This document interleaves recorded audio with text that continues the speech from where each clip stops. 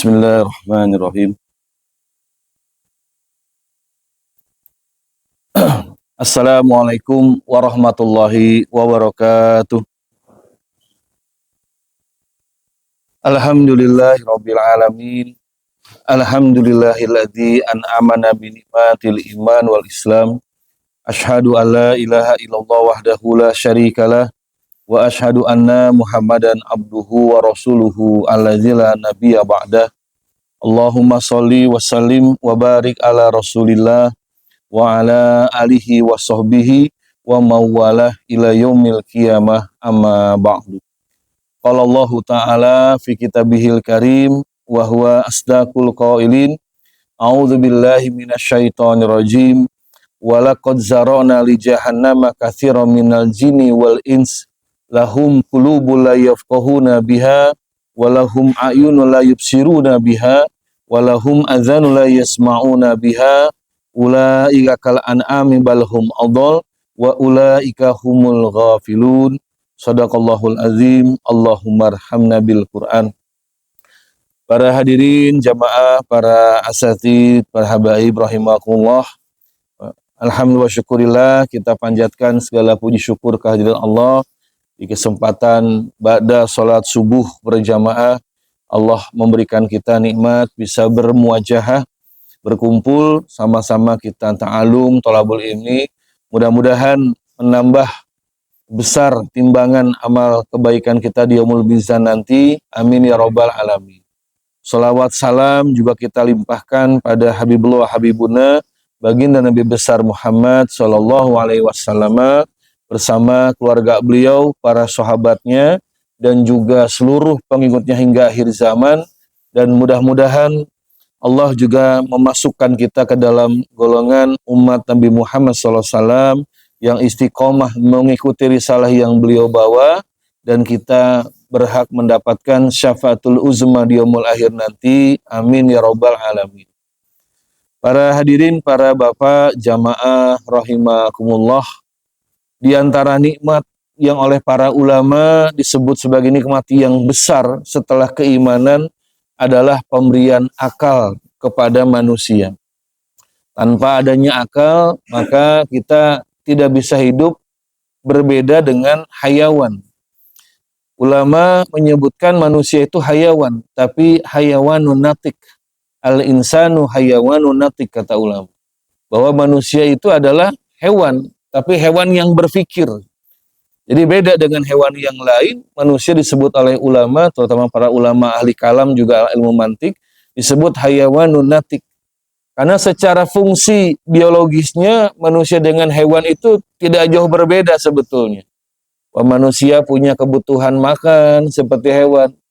Manusia juga punya kebutuhan, punya pasangan, punya keturunan, sama seperti hewan. Yang membedakan derajatnya adalah memiliki akal. Oleh karena itu disebut al-insanu hayawanun natik. Manusia itu adalah hewan yang bisa berpikir, yang bisa kemudian mencerna segala fakta yang ada di kehidupan dia. Ini nikmat yang paling besar. Dan banyak makalah, banyak perkataan para ulama yang menyebutkan tentang besarnya nikmat dari akal yang Allah berikan ini. Di antaranya ada riwayat menyebutkan bahwa Aisyah anha itu pernah mengatakan, qad aflaha ja'alallahu lahu aklan.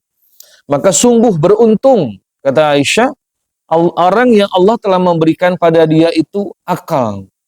Jadi memang nikmat yang besar menurut Aisyah itu adalah memang akal. Juga disebutkan lagi oleh misalnya Imam Hasan Al-Basri, beliau mengatakan, la yatimu dinumri'in hatta yatima akluhu. Belum sempurna agama seseorang sampai sempurna itu akalnya. Yang dimaksud dengan akalnya sempurna para hadirin itu bukan berarti orang itu harus jenius, orang itu harus kemudian pintar luar biasa, tapi akalnya sudah berfungsi, sudah berjalan sebagaimana mestinya. Nah, dalam tingkatan kehidupan manusia itu kan ada yang disebut sebagai anak-anak yang dia ghairu akilin, yang belum berakal. Siapa ya anak-anak? Jadi anak-anak itu mereka memang kelompok manusia, tapi memang akalnya belum sempurna. Akalnya belum memiliki peran. Makanya anak-anak ini pada hadirin itu belum mendapatkan hisab dari Allah Ta'ala. Nabi SAW menyebutkan rufi'al qalam an salasatin. Ada 3 golongan yang disebutkan Nabi itu yang rufi'al qalam. Hisab Allah itu tidak berlaku buat dia. Hisab Allah diangkat dari 3 golongan ini. Artinya 3 golongan ini mereka berbuat apapun itu belum ada pahala dan dosa buat mereka. Apa diantaranya? Ani naimi hatta yastaiqidha, dari orang yang tidur sampai dia bangun. Jadi kalau orang tidur tuh pada hadirin, mereka ini nggak punya dosa. Tidur, ngelindur, ngigo, gundam, kata orang Sunda bilang gitu ya. Ketika ngelindurnya, ngigonya itu berantem sama musuh, main tenggel, main pukul, yang kena sebelah istrinya. Itu nggak bisa disebut KDRT, Pak. Karena memang dalam keadaannya gundam, ya kata orang Sunda bilang, keadaannya mengigau seperti itu. Maka tidak berdosa. Dan juga igauannya orang, gundamnya orang tidur itu nggak bisa dijadikan sebagai bukti. Lagi tidur ngomong sesuatu, bocor rahasia dia gitu kan. Itu nggak bisa diterima di pengadilan. Karena kondisinya rufi al-qalam. Hisabnya belum berlaku. Akibat akalnya memang ketika sedang tidur itu tidak berfungsi.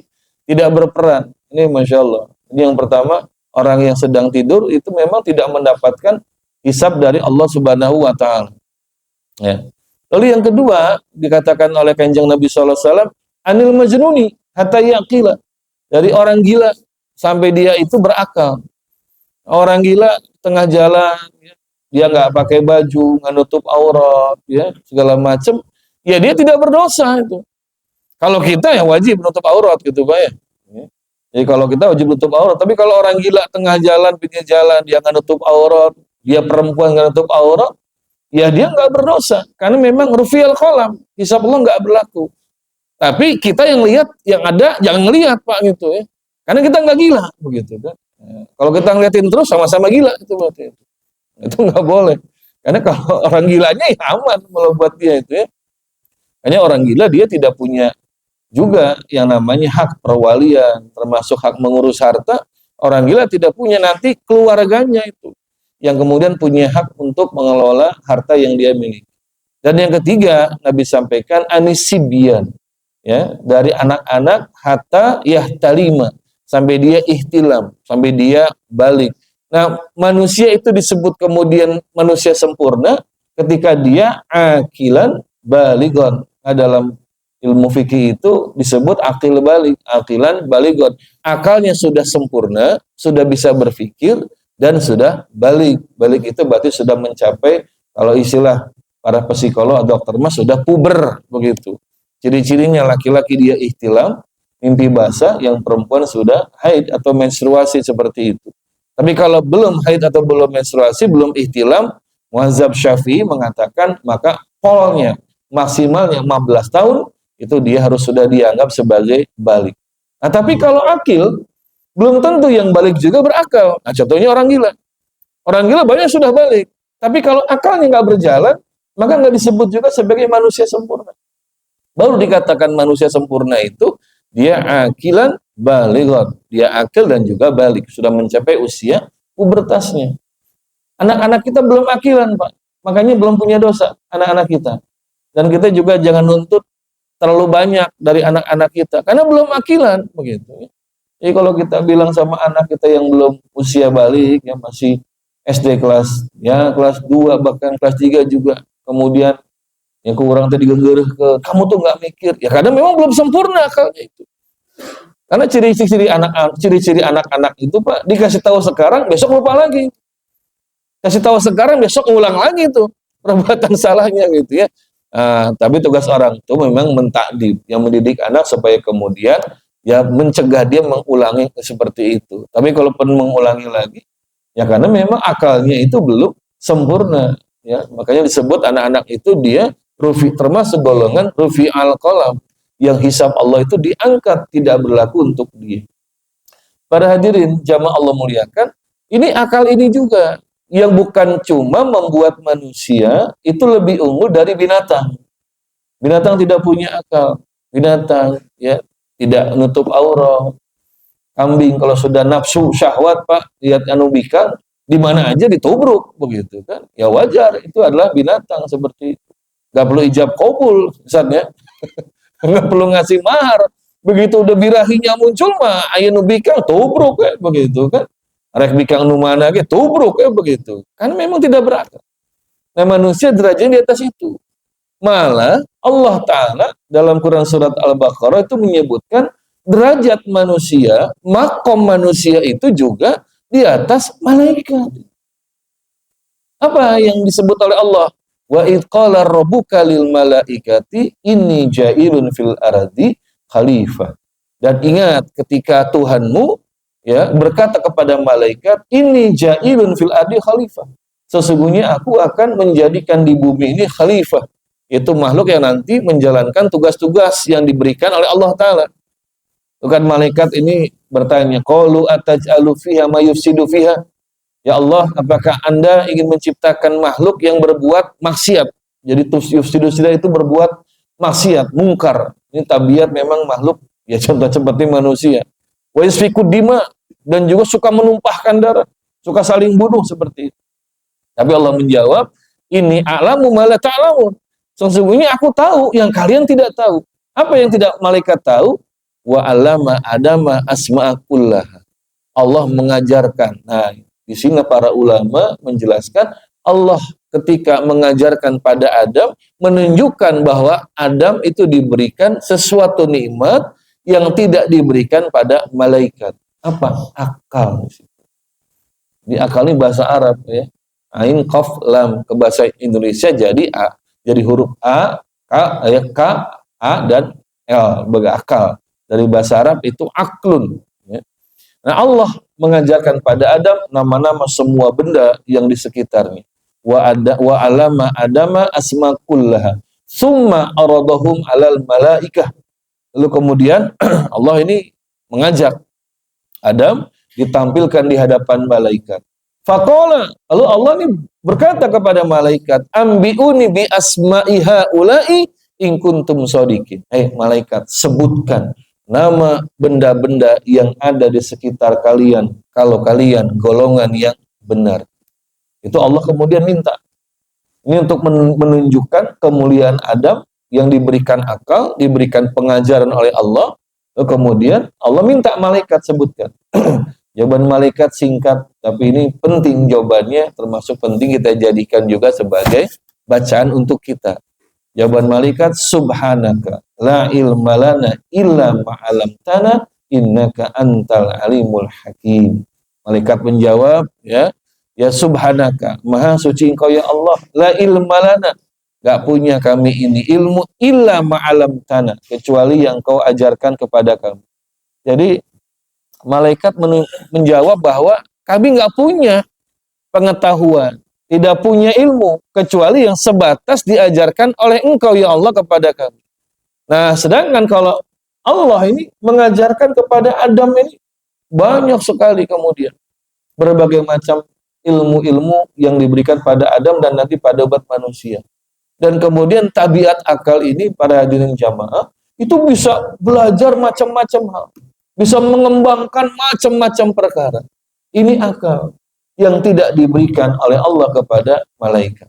Ya, Imam Ibnu Katsir, seorang ulama tafsir, dalam tafsirnya itu menjelaskan inilah keunggulan, kemuliaan dan nikmat besar yang Allah berikan kepada manusia, bahwa manusia sudah diberikan akal yang tidak Allah berikan pada makhluk-makhluk yang lainnya.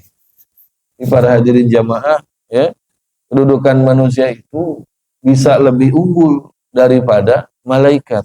Kalau malaikat itu makhluk yang nggak pernah maksiat, ya. Mereka itu la ya'sunallaha ma amaruhu, tidak pernah membangkang pada Allah terhadap yang Allah perintahkan pada mereka. Nggak pernah.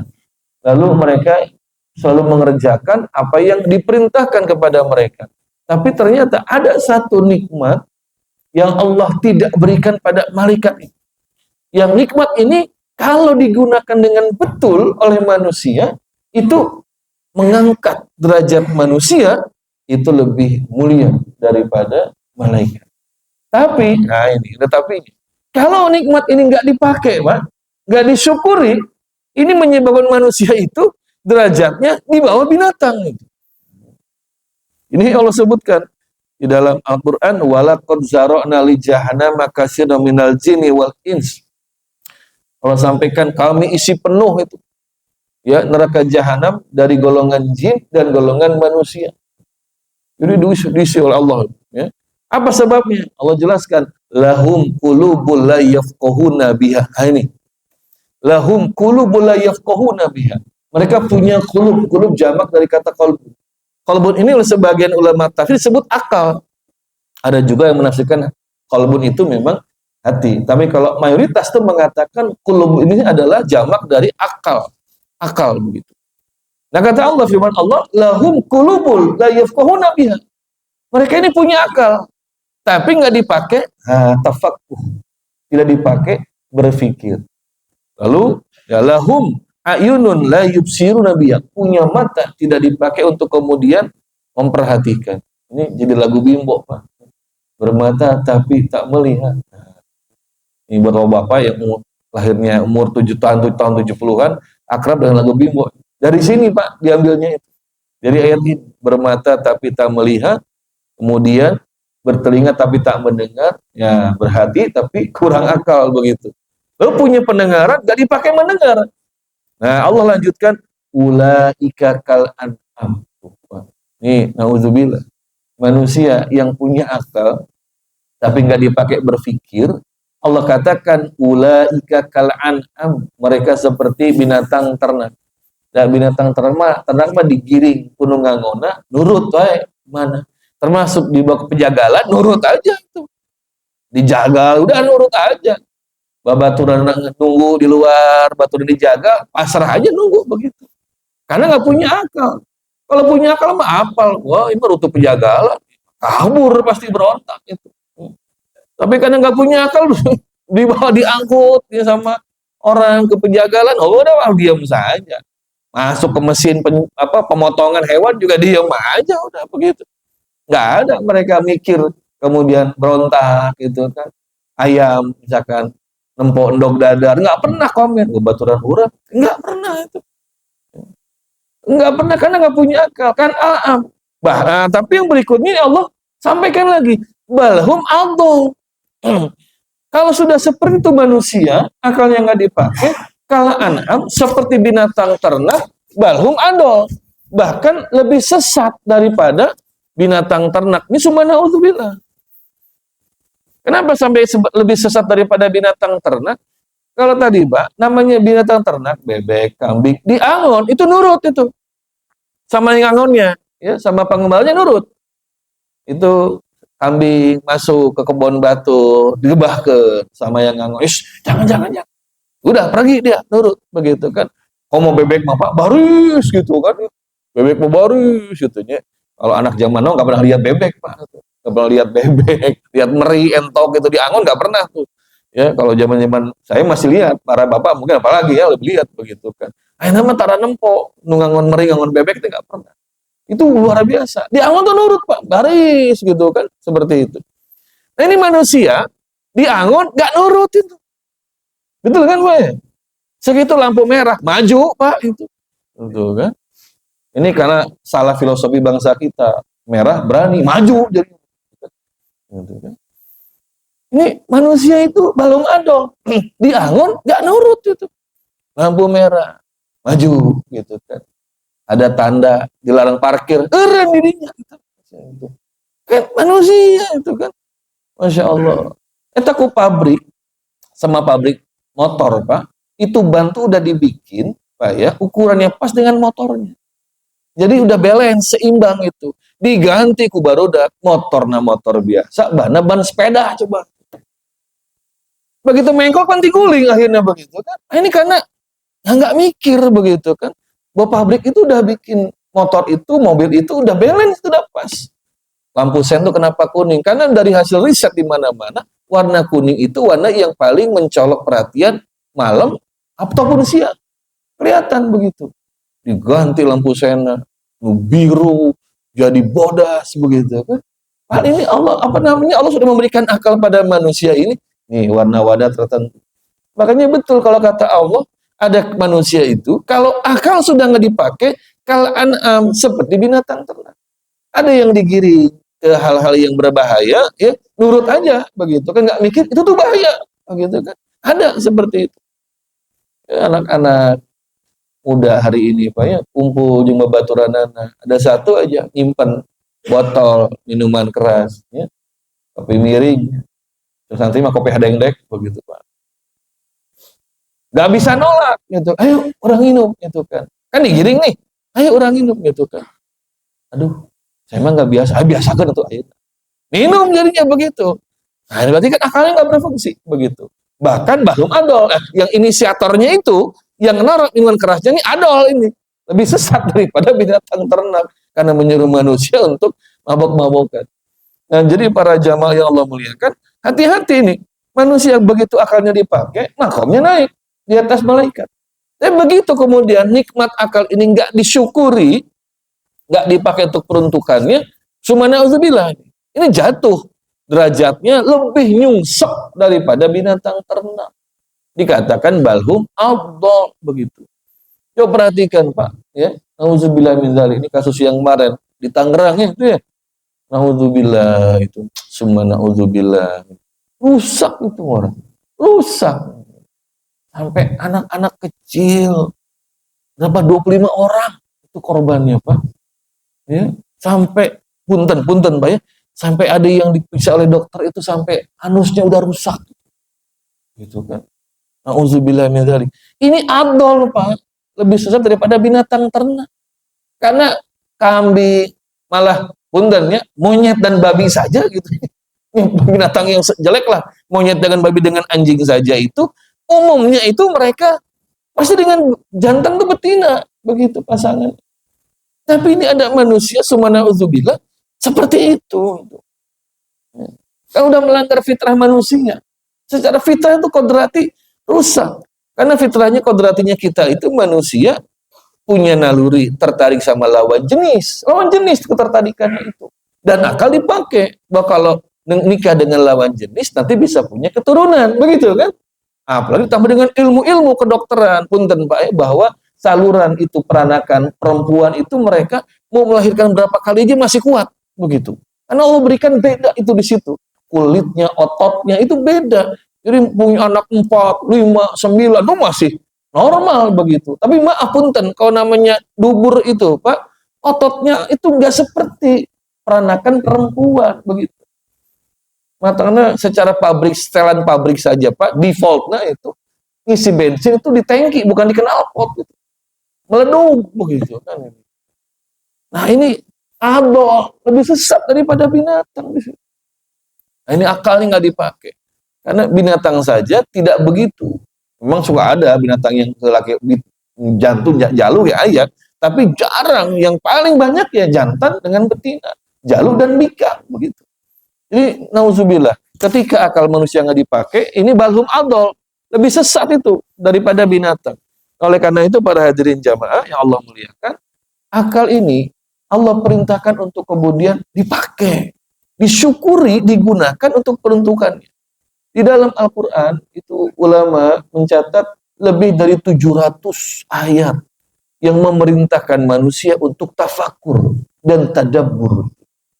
Yang paling sederhana di dalam surat Al-Ghasyiyah misalnya Allah sampaikan ya bagaimana manusia itu diperintahkan oleh Allah untuk memperhatikan unta-unta diciptakan ya, wa ilal ibili kaifa khuliqat.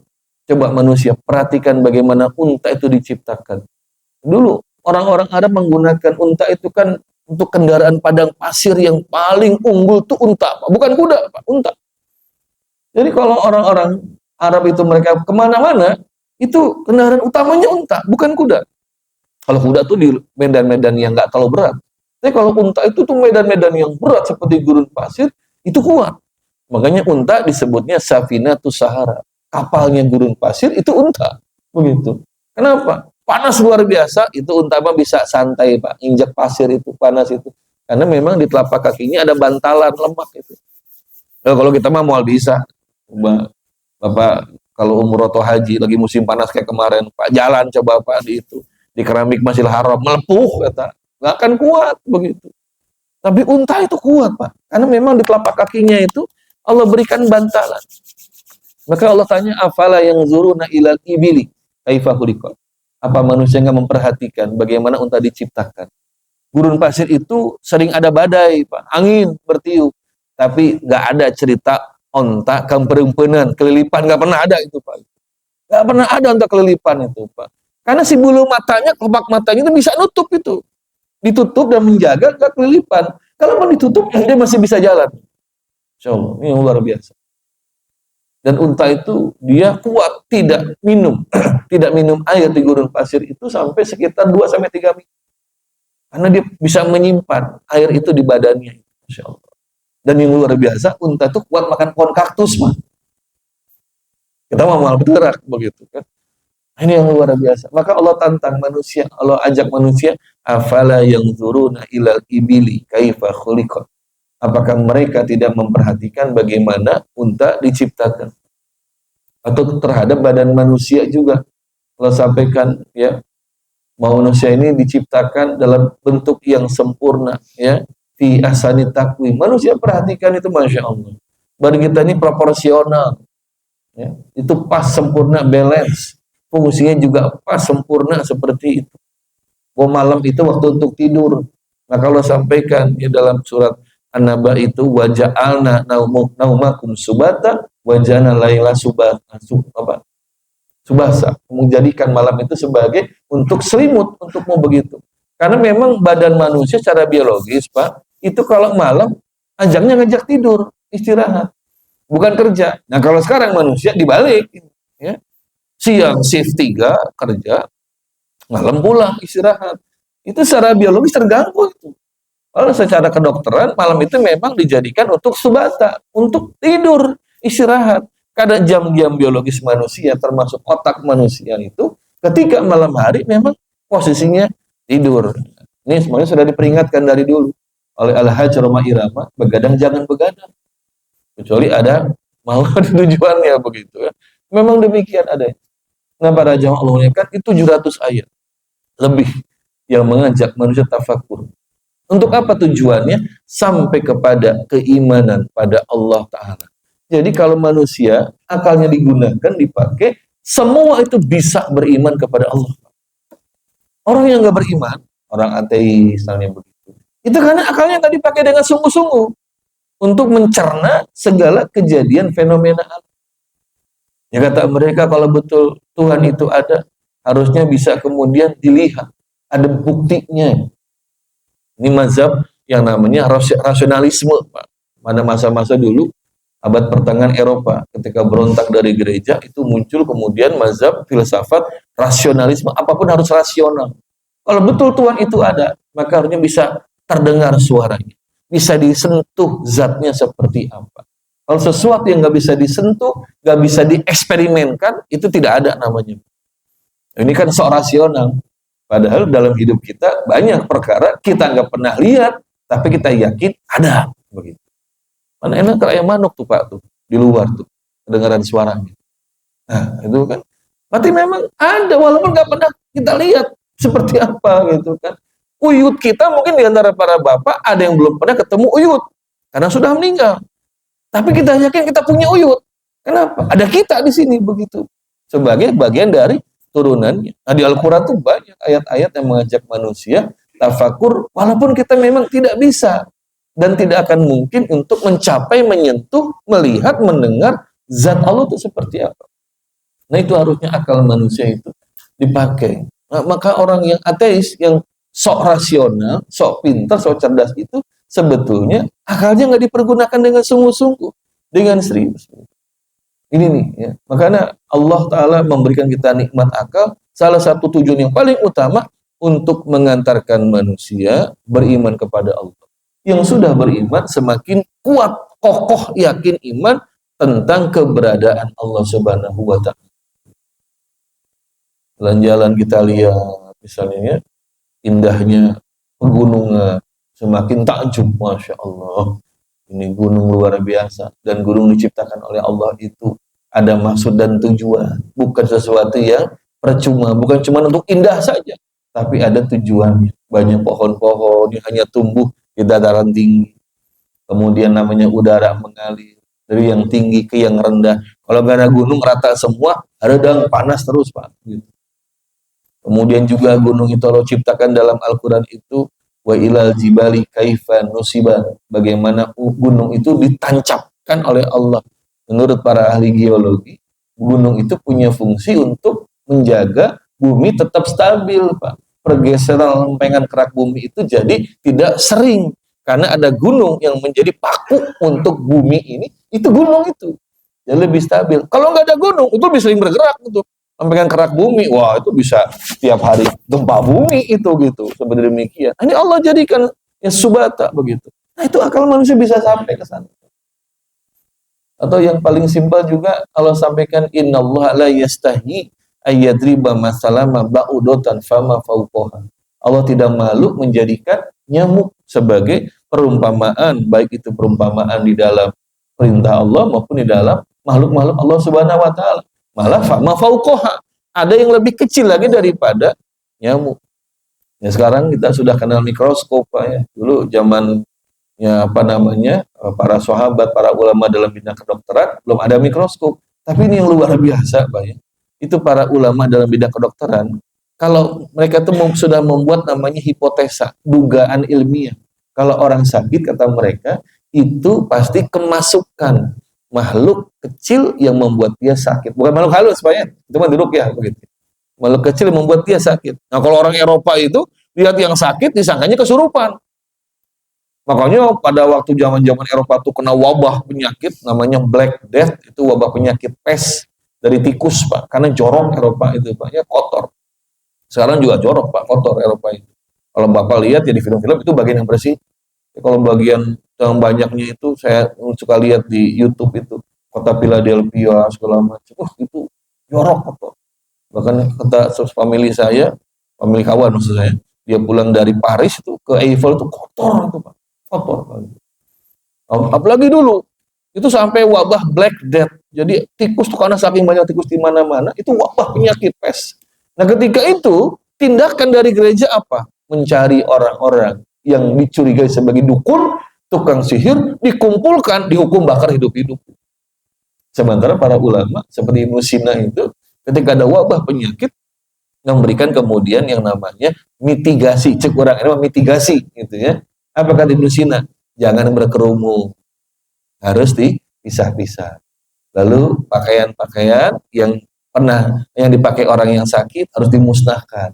Jadi sudah punya hipotesa, wah ini berarti ada wabah di sini, ada penyakit yang dibawa di situ. Kalau berkerumun ternyata menjadi tempat penularan.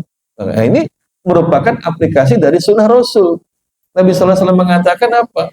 Ya, faru, larilah kamu dari wabah seperti kamu lari dari singa, begitu. Nabi menggambarkan wabah itu kayak singa, Pak, berbahaya. Kan kalau kita lihat singa apa kabur begitu ya. Nah, kalau ada wabah kata Nabi, larilah kamu, selamatkan diri seperti kamu lari dari singa. Ini Masya Allah. Jadi agama kita ini agama yang menuntun manusia itu untuk berpikir akal. Untuk apa? Mengantarkan pada iman pada Allah. Yang sudah beriman semakin kuat, semakin yakin, semakin kokoh keimanannya dengan pemikirannya tadi.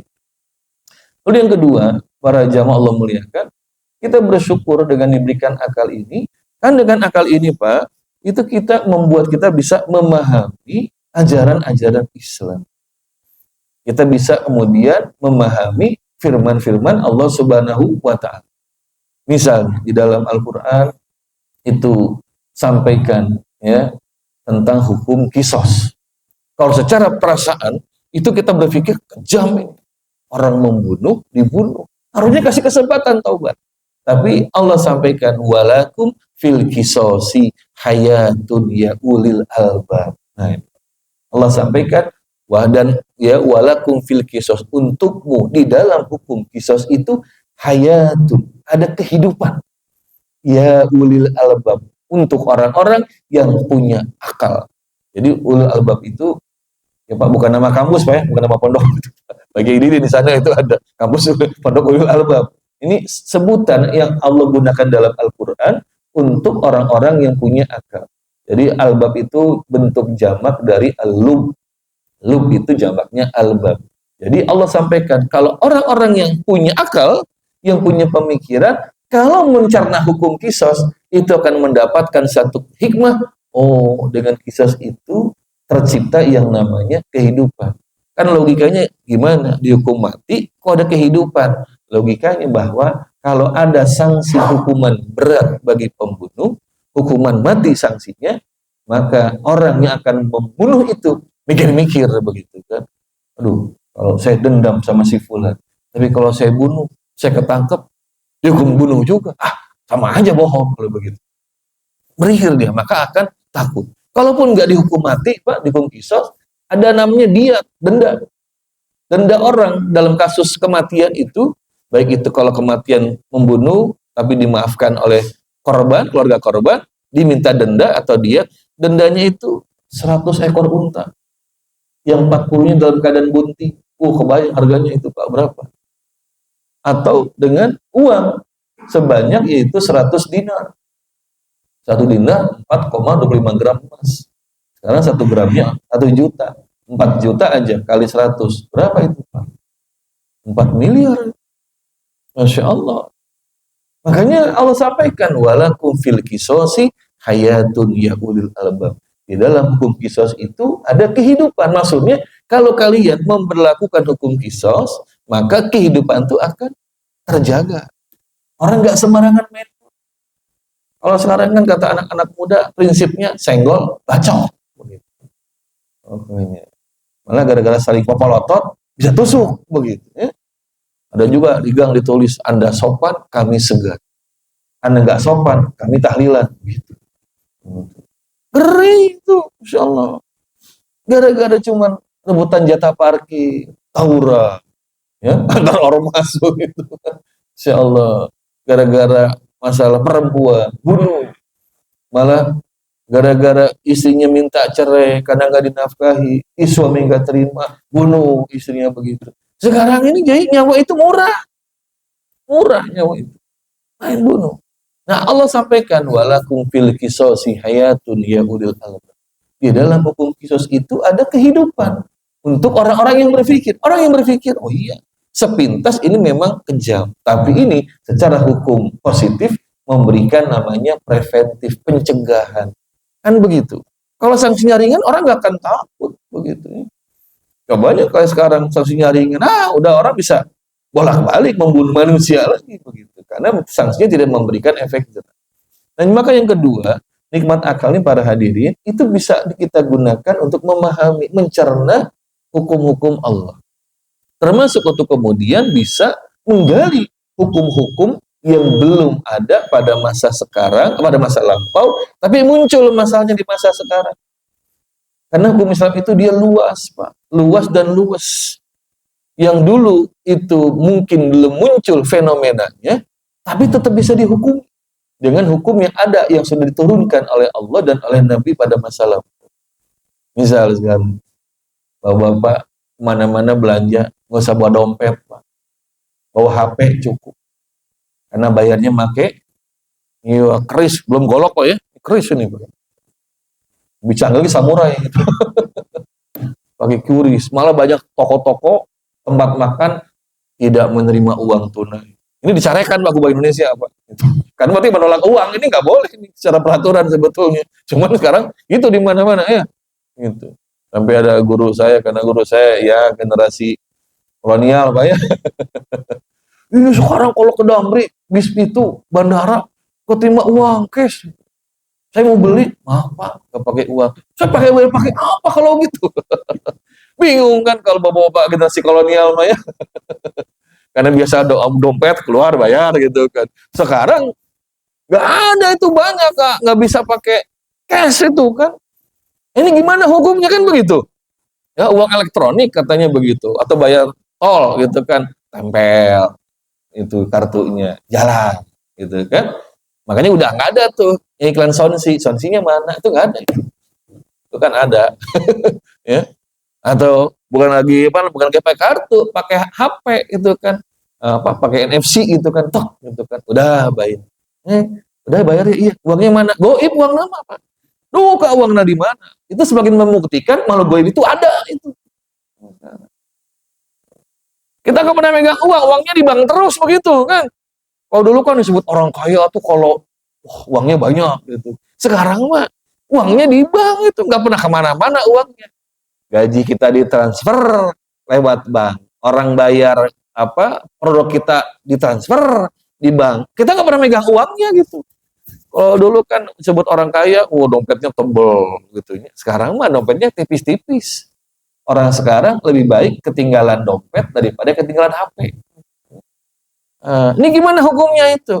Oleh ulama dijelaskan bahwa yaitu sah saja pembayaran dengan apapun selama itu betul-betul mewakili uang, nukut gitu dalam bahasa agamanya, bahasa uang itu, dan itu transaksinya sudah jelas, clear, barangnya jelas, segala macam jelas, maka sah dalam pembayaran itu. Jadi jangan khawatir, kita sah. Atau sekarang itu ada Pak, ya udah lama sebetulnya ya, yang namanya bayi tabung gitu kan. Dan sekarang bukan cuma bayi tabung, tapi sel sperma dan sel telur suami istri itu bisa disimpan Pak. Begitu diambil, disimpan. Jadi nanti kalau misalkan ini pasangan suami istri yang susah punya anak dengan cara normal, dengan cara persetubuhan itu susah, itu bisa punya anak lagi nanti. Diambil lagi sel telurnya, sel spermanya, lalu pembuahan dengan cara yang canggih itu, lalu disimpan nanti di rahim si ibunya. Gimana hukumnya gitu kan? Karena nggak terjadi persetubuhan, tapi bisa punya anak gitu. Kan ulama dijelaskan begitu kan bahwasanya bahwa selama sel sperma dan sel telur dari pasangan suami istri disimpan di rahim istrinya, maka ya sah seperti itu. Walaupun tidak terjadi lewat persetubuhan suami istri begitu ya. Yang nggak boleh adalah sudah bercerai tapi sel sperma suaminya dipakai. Itu nggak boleh itu. Karena harus berdasarkan dari pernikahan. Namanya anak itu datang dari hubungan pernikahan, bukan di luar pernikahan. Apalagi sudah meninggal suaminya gitu ya. Ayo kene stok sel spermanya 2 galon misalnya begitu. Gitu, Masya Allah. Nah, ini jadi masalah. Jadi ini akal itu para hadirin sekalian, maka kemudian nikmatnya itu oleh para ulama yang disebut ulama mujtahid yang bisa beristihad menggali hukum-hukum atas fenomena yang baru, itu dipakai. Dengan begitu maka hukum Islam tidak statis. Hukum Islam itu terus, dia bisa menjawab berbagai macam persoalan-persoalan yang berkembang, yang kekinian. Maka ini akan meruntuhkan keyakinan orang, Islam sudah expire, ketinggalan zaman, kan zaman onta itu. Gak berlaku, sekarang gak bisa menjawab. Kalau agama lain, iya seperti itu. Tapi kalau agama Islam ini, ayat-ayatnya, dalil-dalilnya itu, apakah Quran, Sunnah, Ijma maupun Qiyas itu bisa mengantisipasi dan menjawab berbagai macam tantangan zaman. Oleh siapa? Para ulama yang sudah sampai level mujtahid, akalnya nanti bisa dipakai untuk berpikir, untuk menggali hukum, untuk masalah-masalah begini.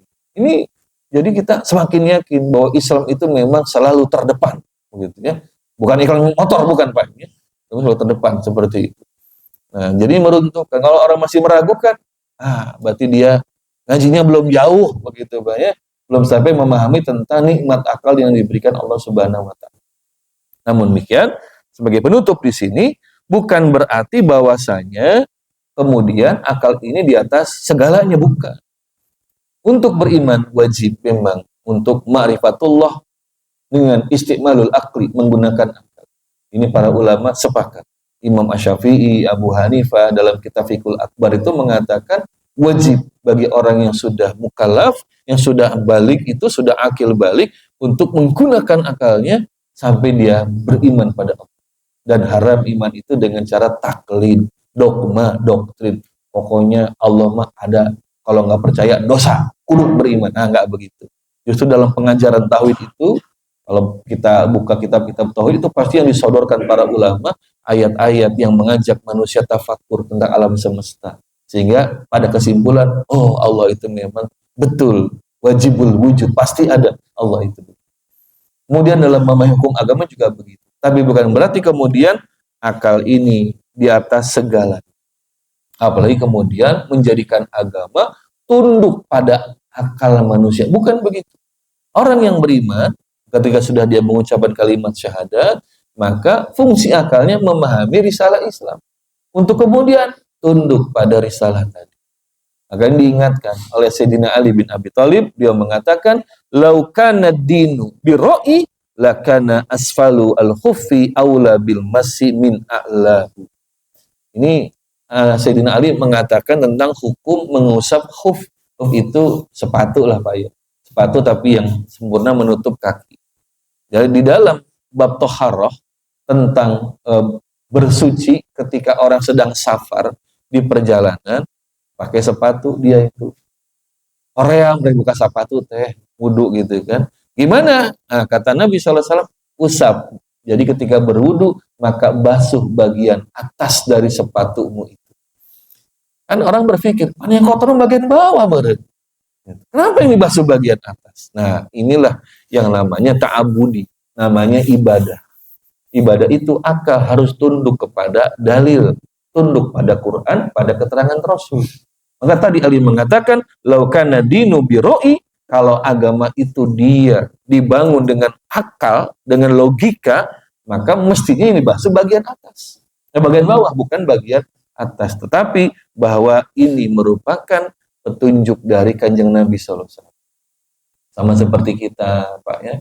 Bapak tawaf, umrah atau haji, ya cuma 7 kali. Ulah dilewih-lewihan begitu. Saya biasa maraton keliling kebun raya 3 kali. Seger kan.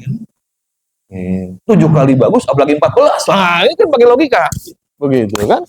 Itu nggak bisa itu. Gitu ya.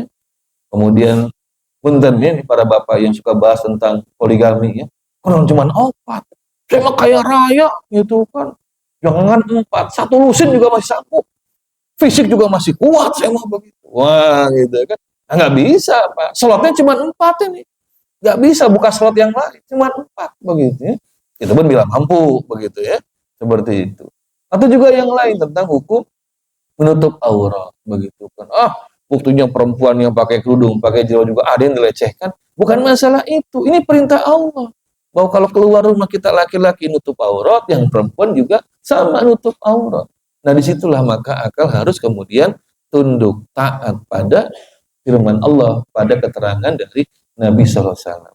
Maka Nabi sampaikan, "Fala warabbika la yu'minuna hatta yuhakimuka fima syajara bainahum." Demi Tuhanmu ya Muhammad, manusia tidak beriman sampai mereka bertahkim menjadikan engkau sebagai pemutus perkara dalam masalah yang mereka sedang perselisihkan. Maka akal kalau sudah bicara tentang hukum harus sami'na wa ata'na.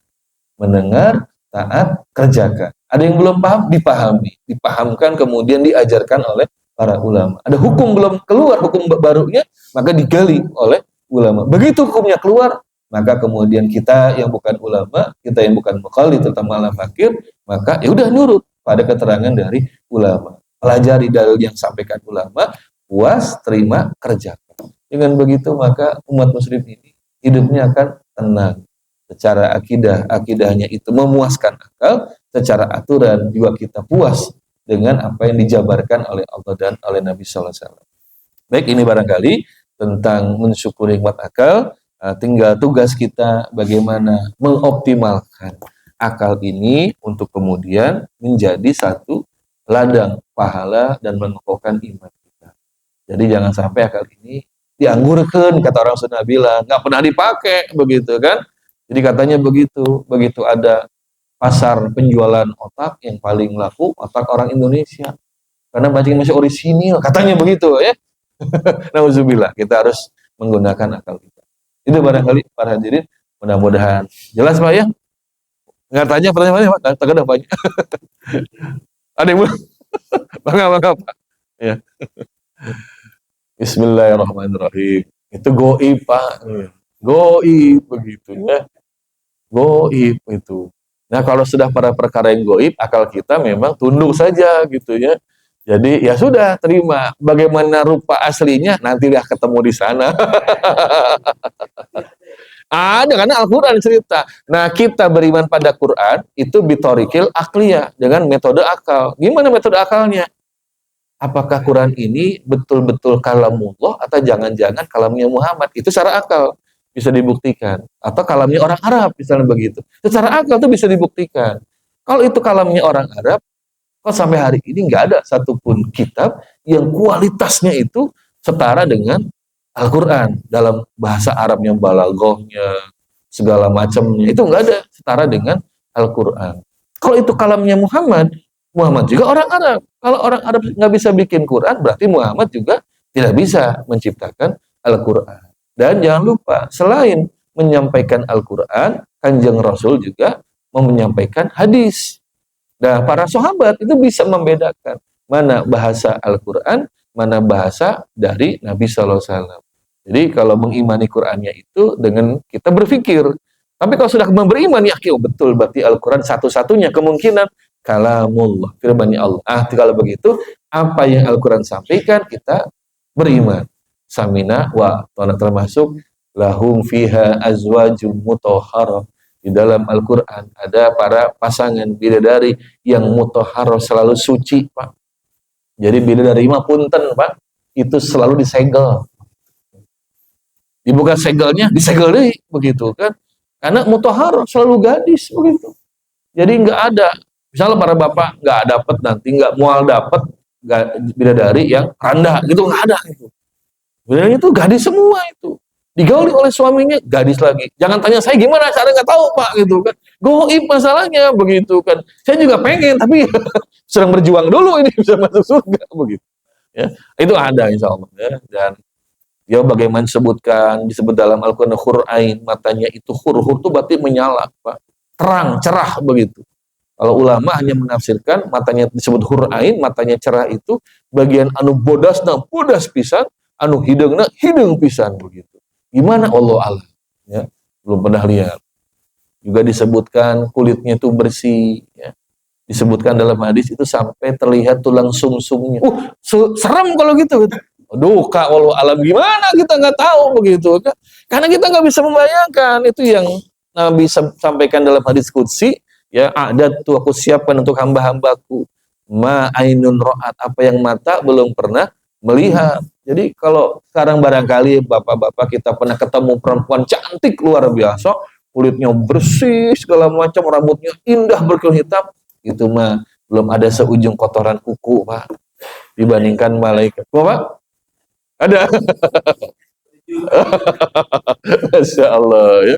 Jadi apa namanya, belum ada seujung kotoran kuku, itu masih, itu masih jauh, ya, dari apa yang nanti Allah siapkan di surga.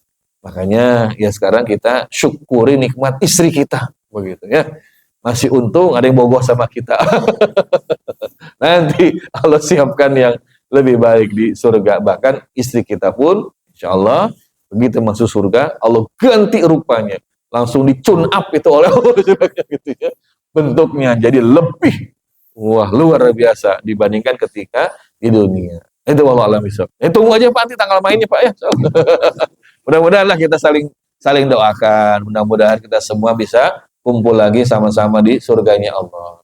Para bapak kalau nanti di surga, Habib di surga, lihat saya belum ada, Habib, tolong dicari saya, Habib, ya. Tolong dicari. Kenapa? Karena namanya sahabat yang soleh itu bisa memberikan syafaat itu. Jadi kalau saya nggak ada, tolong cari di mana Pak Iwan, gitu kan. Koreh-koreh barangkali, nauzubillah, ya, ada di mana, tolong diangkat. Karena ini memang memberikan syafaat. Begitu Pak, ya. Insya Allah Pak, ya. Jadi jangan khawatir, ya, insya Allah. Jadi kita tutup dengan tutup majelis. Subhanakallahumma wa bihamdika asyhadu alla ilaha illa anta astaghfiruka wa atubu ilaik. Assalamualaikum warahmatullahi wabarakatuh.